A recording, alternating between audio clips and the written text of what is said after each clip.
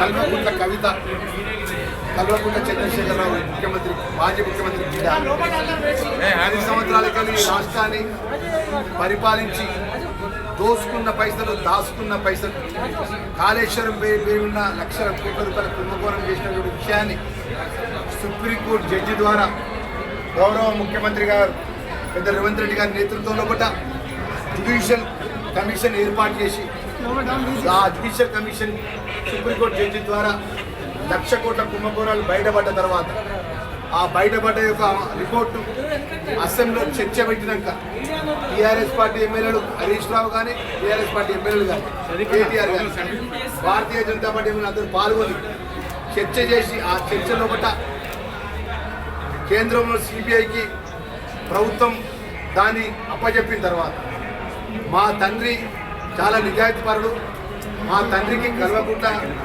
చంద్రశేఖరరావు పైసల మీద ధ్యాస ఉన్నది.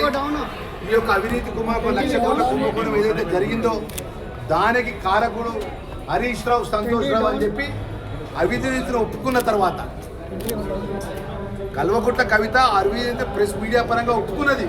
మీ అవినీతి చేసిన మా కుటుంబం చేసిందని ఒప్పుకుని ఇయ్యాల వారి యొక్క పార్టీలో ఉన్న ఈ అంతర్గతమైనటువంటి ఏదైతే వాళ్ళ కుటుంబానికి తగాదాలు 1,00,000 కోట్లు దోసుకున్నటువంటి ఆ పంపకాల విషయంలో పట్ల వాళ్ళకు ఉన్నటువంటి పాపాల చిట్ట బయటపడితే అది మా పార్టీకి ఆస్వాదించేంతవరకు కరెక్ట్ అండి.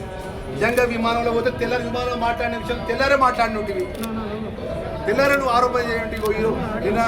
నిన్నటి రోజు ముఖ్యమంత్రి గారితో హరీష్ రావు గారు విమానంలో ప్రయాణించండు, ఎందుకు ప్రయాణించండు, ఎందుకు మీడియా సమావేశం పెట్టి ప్రకటించారు, ఇవాళ ఎందుకు మాట్లాడతారు? మీకు తెలంగాణ ప్రజలు ఇచ్చినటువంటి అవకాశాన్ని 10 సంవత్సరాలు కూడా రాష్ట్రాన్ని చూసుకున్నారు. ఆ దేవుడు గొప్పతనం మీకు ఏమిచ్చిందంటే తెలంగాణ భాషలో కూడా ఆ ఒక మాట్లాడే భాషలో కూడా ఒక అబద్ధాన్ని 10 సార్లు మాట్లాడి నిజం చేద్దామని ప్రయత్నం చేస్తున్నారు తప్ప ఇది అవాస్తవము, అబద్ధము, పచ్చి అబద్ధము ఎలాంటి అవకాశం ఉండదండి. అవకాశం ఎందుకు ఉంటుందండి? ఉంటే ఊరుకుంటారండి. ఇవాళ మొన్న అసెంబ్లీలో జరిగిన సారాంశం లోపల గౌరవ ముఖ్యమంత్రి గారు మాట్లాడినప్పుడు ఏ విధంగా మాట్లాడి చూసింది కదండి.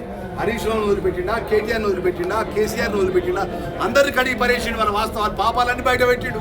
పారిపోయిందండి, పాపాలు వినడానికి చెవులు వినలేక దశ నుంచి పారిపోయింది. వాళ్ళు ఇలా మాట్లాడే వారి కుటుంబం తగాదాల విషయంలో కూడా మా పార్టీకి ఆస్వాదించడం అనేది తీవ్రంగా ఖండిస్తున్నాం. అసలైన తొలి వెలుగు. ఫాలో వాట్సాప్ @తొలి వెలుగు official.